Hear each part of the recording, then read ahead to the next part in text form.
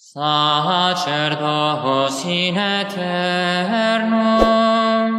Christus Dominus, secundum ordinem Melquisedec. Queridos hermanos y hermanas, hoy estamos celebrando el apóstol San Juan Evangelista. 27 de diciembre. El apóstol más joven de todos, cuando conoció a Jesús, era discípulo del era discípulo de San Juan Bautista, y después de San Juan Bautista se convirtió en discípulo del Señor.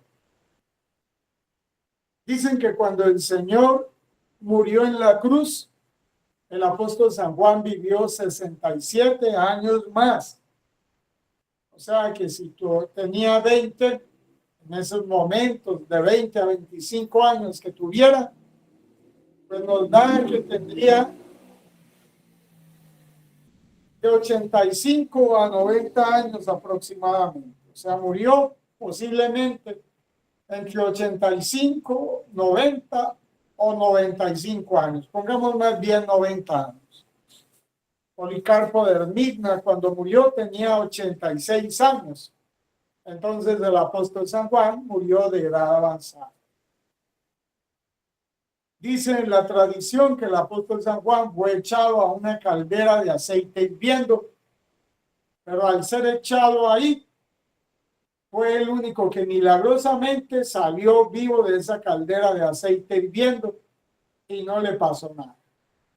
O sea, ya no lo castigaron más y murió de viejo y murió de muerte natural. Fue el único que murió de muerte natural, porque todos los otros murieron terriblemente martirizados. Uno murió aserrado por el hombro, otro murió con lanzas, Marcos, otro murió crucificado, Pedro, otro murió decapitado, Pablo, otro murió despellejado, otro murió descabezado, y bueno, etcétera, etcétera. Todos murieron de esa manera que estoy describiendo. Y el apóstol San Juan, pues murió de muerte natural porque Dios no permitió que fuera quemado por el fuego. ¿Por qué no habrá permitido Dios que sea quemado por el fuego?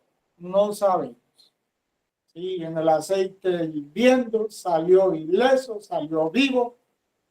Ya tenemos que intuir que él estuvo toda la vida con la Santísima Virgen María. Significa que él de jovencito estuvo con la Virgen María. Es decir, cuando el Señor muere en la cruz, él debe tener de 20 a 25 años, y de 20 a 25 años se va a vivir con la Santísima Virgen María. Y hay que saber que la Virgen María, mientras estuvo en la tierra, vivió 72 años. O sea que él vive y él no hace más sino andar con la Virgen María.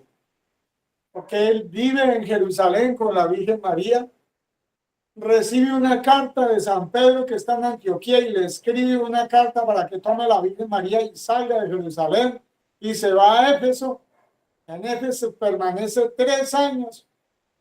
Luego pasan por Grecia con la Virgen María y regresan otra vez a Jerusalén. Y en Jerusalén es que la Virgen María sí se va al cielo. Y aún en Jerusalén, la Virgen María viva,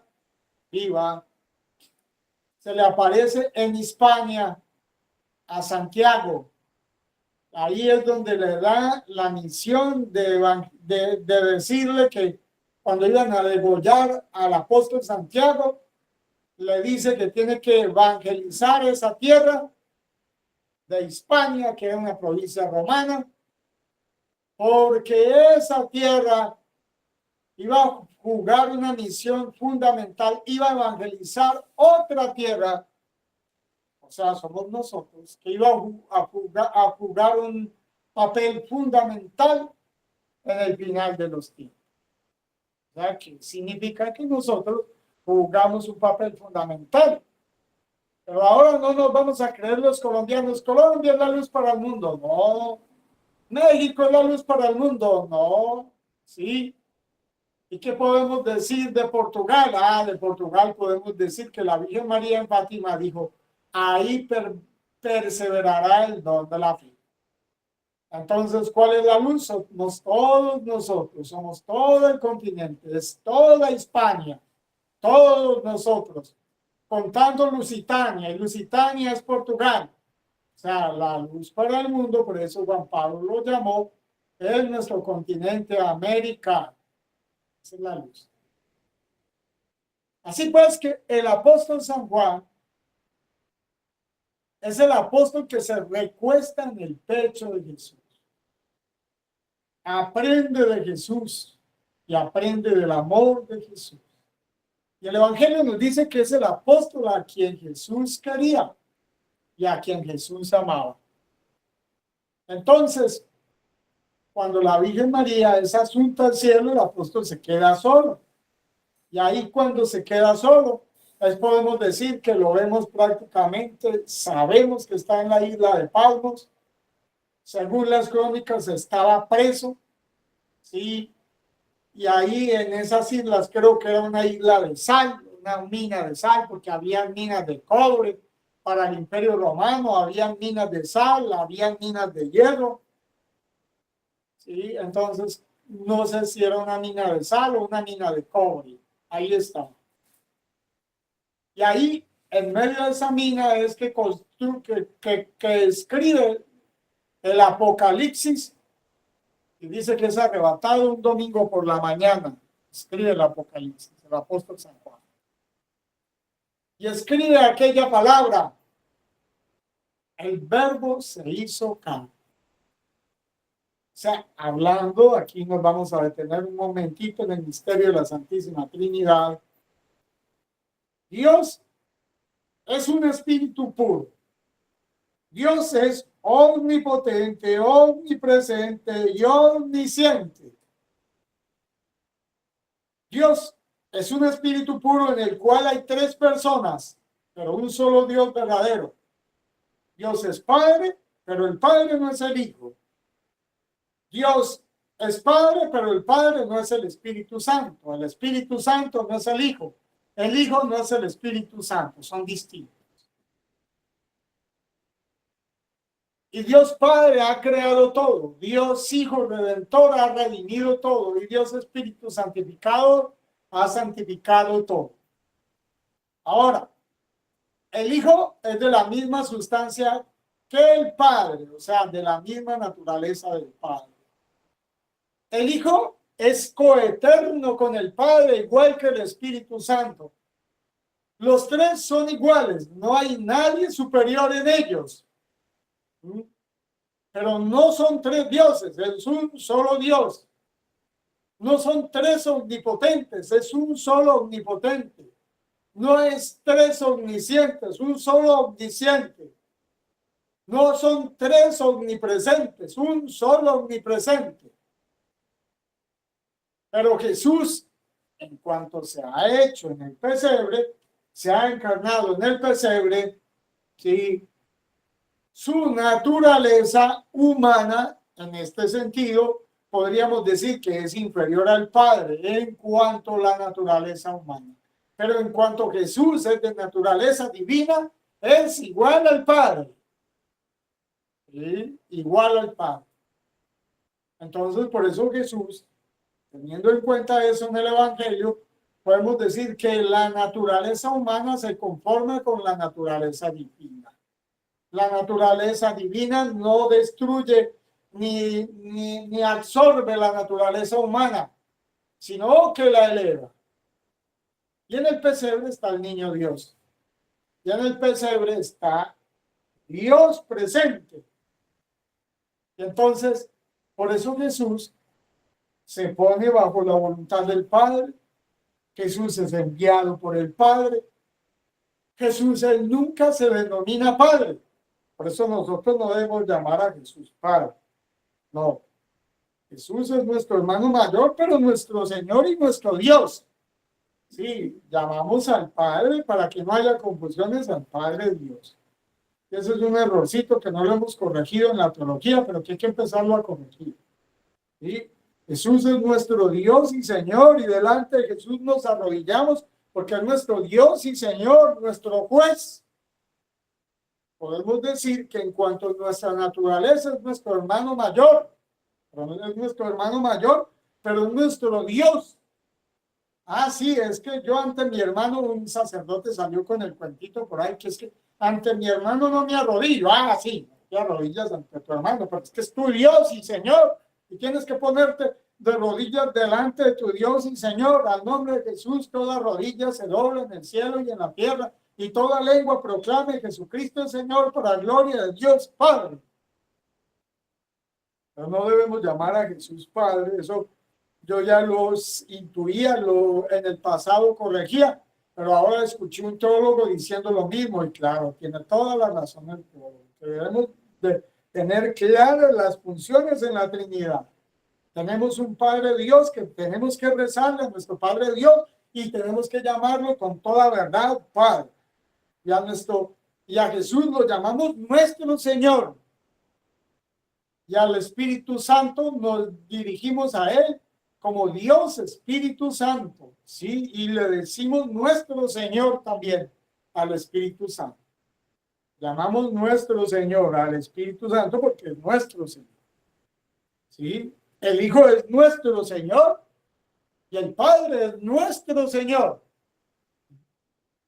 Un solo Dios, pero tres personas distintas. O sea que la Iglesia dirige todas las oraciones al Padre.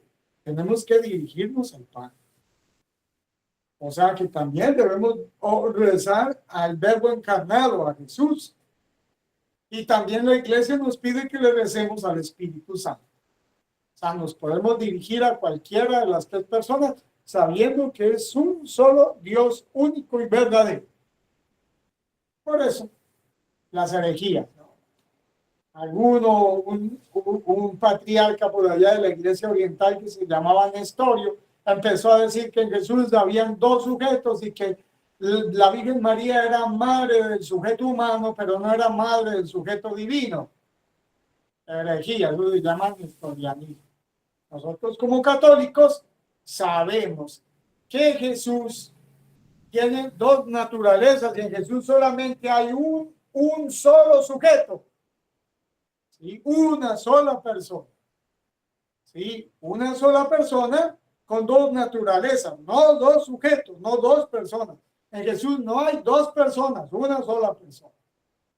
¿Sí? Entonces, una persona con una naturaleza divina y con una naturaleza humana. ¿Sí? Y eso es lo que algunos no han entendido. Entonces, la Virgen María es madre de Dios en cuanto a que en Jesús no se puede separar la naturaleza divina de la humana. Eso se llama unión hipostática. ¿Sí? No se puede separar. Y al no poderse separar, entonces la Virgen María se convierte en madre de Dios, ¿sí? Al ser la madre de la segunda persona de la Trinidad. Y de hecho es madre de la segunda persona de la Trinidad. De manera que Jesús tiene al Padre Dios por Padre y a la Virgen María por Madre. Que Jesús llama al Padre Padre. ¿Sí? Aunque Jesús llama al Padre Padre y tienen igual naturaleza ambos, igual, y no hay uno mayor ni uno menor. ¿Sí? Y Jesús llama al Padre Padre, sabemos que Jesús tiene al Padre Dios por Padre y a la Virgen María por Madre. No se puede cambiar y ese es un misterio de la Santísima Trinidad. Ahora, la Virgen María no es la cuarta persona de la Trinidad. La Virgen María es una criatura. ¿Sí? Y ha sido creada por Dios. En cuanto a criatura, es limitada. ¿Sí? Es limitada, es finita la Virgen María. Dios es infinito. ¿Sí? Dios es omnipotente infinitamente. Dios es omnipresente infinitamente. Dios es omnisciente infinitamente. Los pensamientos de Dios son infinitos. Nuestros pensamientos son finitos. El universo es finito. O sea que el universo que nosotros conocemos tuvo un punto de origen, fue creado. De la nada se creó el universo.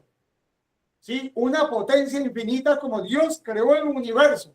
Y el universo un día va a dejar de existir. Ya lo saben los físicos. No lo digo yo, los físicos más grandes dicen que un día de estos el universo se destruye. O sea, después de que se ha expandido, vuelve y se destruye. Pero ya cuando se haya destruido, ya existimos los seres espirituales. ¿Sí? Jesús tiene una materia espiritualizada, ¿sí? Y nosotros estaremos resucitados con Jesús con una materia espiritualizada. De manera que nosotros no necesitamos ni de los planetas, ni del aire, ni de nada para vivir. ¿Sí? Ya una materia espiritualizada vive espiritualmente en una plenitud de creación, que es lo que Dios, el universo material, entonces se destruirá para dar paso a otro universo espiritualizado, donde llegue la materia espiritualizada. Los primeros, como dice Romanos 8, somos nosotros. Nos espiritualizaremos a imagen del cuerpo de nuestro Señor espiritualizado y a imagen de la Santísima Virgen María con un cuerpo espiritualizado. Significa que no es un cuerpo etéreo el que tiene Jesús, es un cuerpo real. Y ese cuerpo real nos lo comemos en la Eucaristía. En la Eucaristía comemos a Jesús resucitado para que nosotros nos vayamos divinizando, ¿sí? Y un día estemos divinizados nosotros como Jesús.